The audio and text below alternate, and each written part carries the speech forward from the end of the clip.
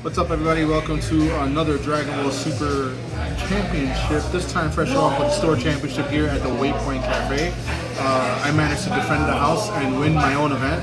Shout outs to all the players that showed up and entered, but they couldn't beat the power of the power pole. Let's see that. So there it is. Red deck wins. Got my winner card. Got the Paragus. Won a box. Everybody got some good stuff, so everybody's pretty happy. But we won with the power of family. So he attacks, draws a card, and then when there's a Gohan under your opponent's leader and you have 2 energy, he gets a power pole, draws a card, and then you go down to 6 life, and he starts swinging his stick everywhere. Basically we call this child abuse deck. And it's just a really fun, powerful, aggressive deck, so I'll just get right into the deck list. Alright, let's see it. You want to start off with any of these 1-drops. So you have the Chi-Chi and you have the Ox King. Both do similar things. Ox King draws a card, Chi-Chi looks at the top 5, and you get a Son Goku or Piccolo with a cost 5 or less. And then they both have the effect where when your opponent plays a card or attacks, they search for the 8-drop Gohan that goes under your opponent's leader. So this goes under your opponent's leader, and this is what allows you to do a lot of crazy cheap things. And do things for really cheap. So you always want to try to open this. If you don't see them in your hand, you hard mulligan for all of them. So now, are the 1-drops as important in the mirror match? In the mirror match, I don't think you want the 1-drop on the board because they're going to give you a Gohan under your leader, which helps your effects anyway, so probably not. Alright. I like playing this card because I like getting back the power pole. I call this one the Ryu Krillin. The Ryu. Radix Super Combo. You could do the Piccolo also because the Piccolo is searchable with the Chi-Chi. And the Mechan, right? But I went with Radix because I like drawing 2. Yeah, I mean, you can't go wrong. Can't go wrong with draw 2. Is it easy to go down to 4 with this leader? Somewhat, because you get to 6 off rip, and then you kind of just take the attack when you're 6 to 5, and then when you're at 5 or less, you're testing the opposition negates are live, so it's pretty easy. All right. We max out on both of the Gokus. They come in for 1. This one, when he's played, he searches for power pole. This one on swing looks at the top 5 to get a Goku or Piccolo. And then when you give them the power pole, they're basically 20k beaters. So that it adds the boss monster, basically. Yes. I have the expensive version with 3 gold Brolys. Broly surging attacks. That's like...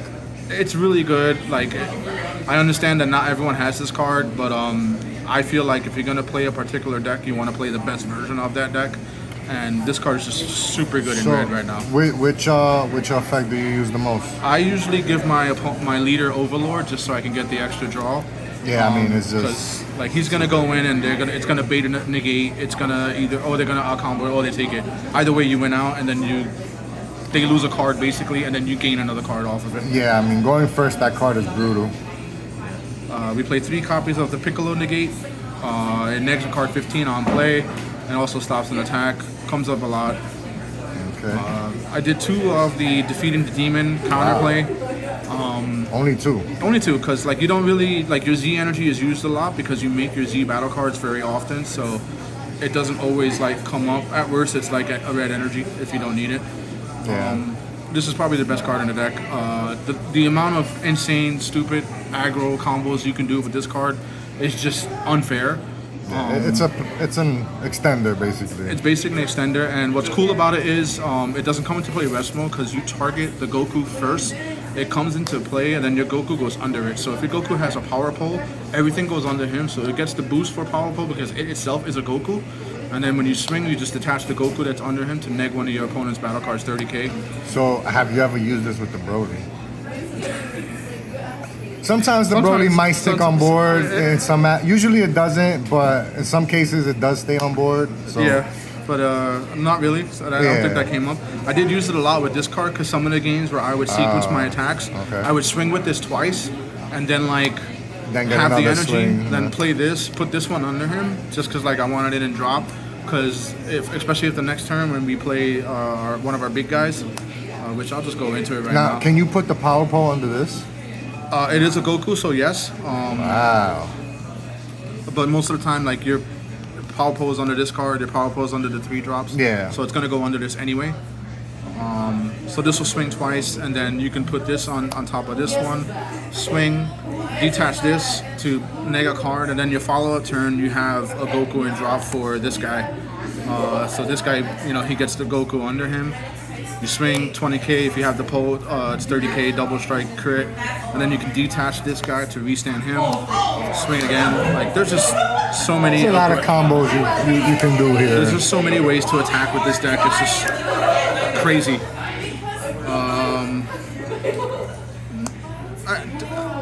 This could be Secret Identity if you're not if you're looking for a budget option. I just wanted something that was fancy, and Vegeta's my favorite character.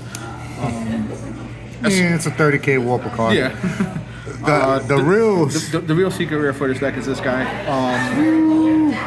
Sometimes you get both of these. These both give your leader extra attack boost. This is +5. This was +10. But then you get like a 30k leader for no reason. Yeah, I mean, why It's not? just a great SCR.